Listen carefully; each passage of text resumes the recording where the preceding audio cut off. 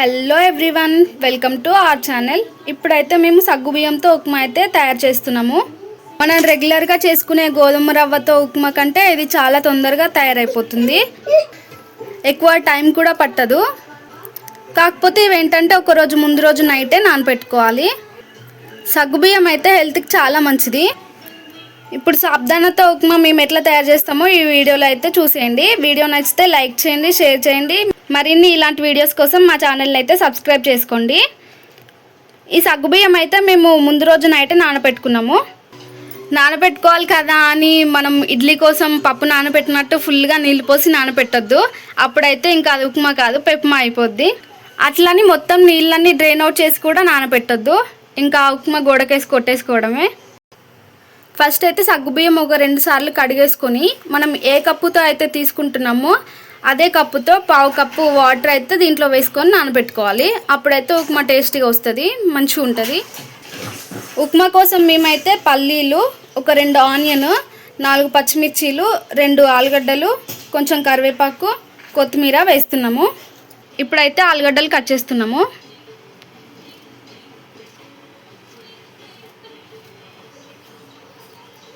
ఇట్లా ఆలుగడ్డలు చిన్నగా కట్ చేసుకుంటే బాగుంటుంది.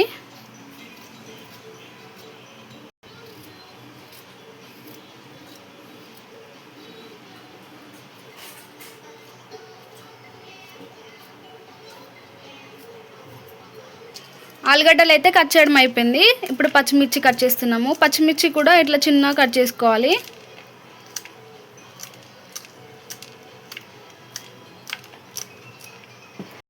పచ్చిమిర్చి స్పైసీవి అయితే ఒక 2 అయితే సరిపోద్ది. ఇవి మేము తీసుకునే లెస్ స్పైసీ కాబట్టి 4 అయితే వేస్తున్నాము.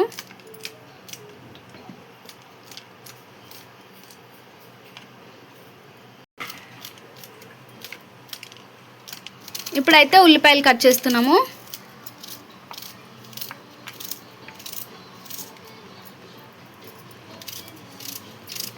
ఇవి కూడా ఇట్లా చిన్నగా కట్ చేసుకోవాలి.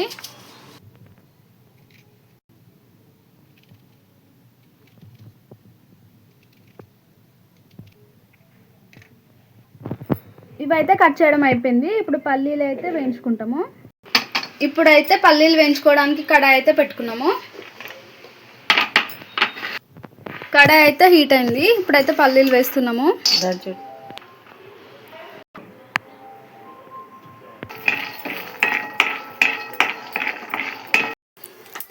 పల్లీలు అయితే వేగిపోయినాయి. ఇప్పుడైతే దంచేసుకుంటాం. ఇట్లా కొంచెం వేయించుకుంటే సరిపోద్ది.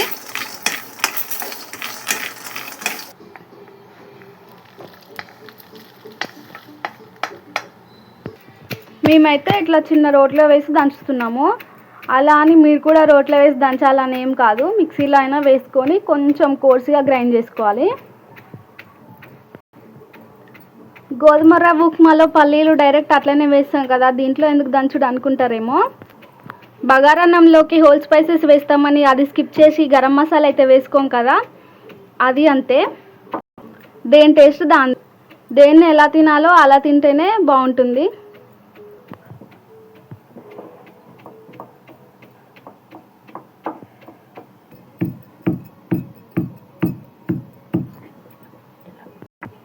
పల్లీలు దంచుకోవడం అయితే అయిపోయింది. ఇప్పుడు వీటిని ఒక చిన్న గిన్నెలోకి వేసుకుంటున్నాము.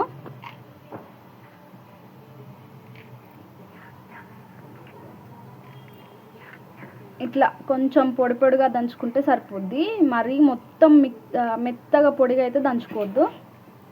తింటుంటే పల్లీల టేస్ట్ తెలవాలి దాంట్లో ఉప్మాలో. ఇట్లా దంచుకుంటే సరిపోద్ది. నైట్ సగ్గుబియ్యం అయితే నానబెట్టుకున్నాము. ఇట్లా పొడి పొడిగా ఇట్లా అయితే ఉండాలి. అట్లయితేనే ఉప్మా టేస్టీగా ఉంటుంది. నెక్స్ట్ దీంట్లోకి అయితే ఇప్పుడు పల్లీలు దంచి పెట్టుకున్నాం కదా, అవైతే వేసుకుంటున్నాము. 2 అయితే మంచిగా కలిసేటట్టు మిక్స్ చేస్తున్నాము.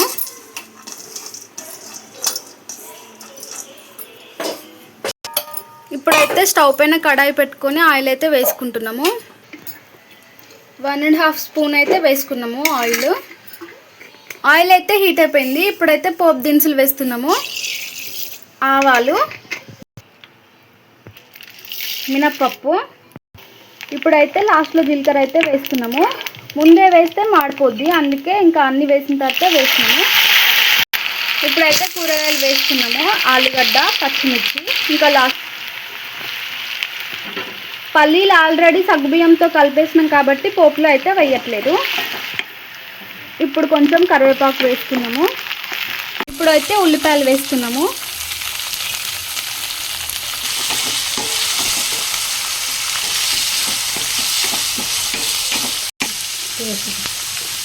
టేస్ట్కి సరిపోయేంత సాల్ట్ వేసుకున్నాము.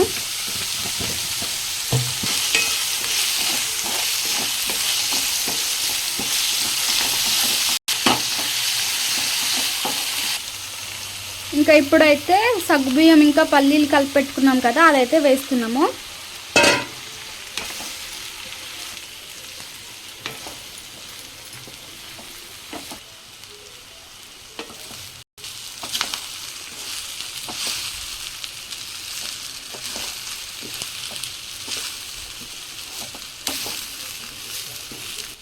సగ్గుబియ్యం వేసిన తర్వాత అయితే ఫ్లేమ్ సిమ్లోనే పెట్టుకొని మూత పెట్టుకోవాలి.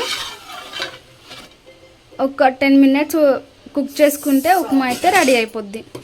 ఇంకా లాస్ట్లో అయితే పైనుంచి కొంచెం కొత్తిమీర అయితే వేస్తున్నాము.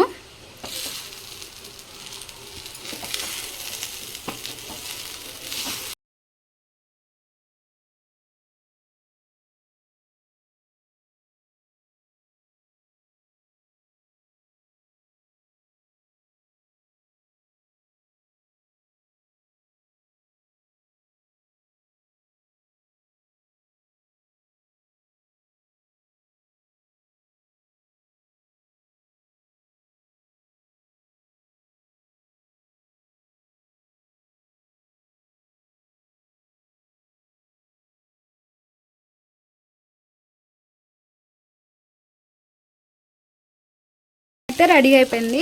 ఇప్పుడైతే దింపేసుకొని ప్లేట్లోకి వేసుకుంటాము.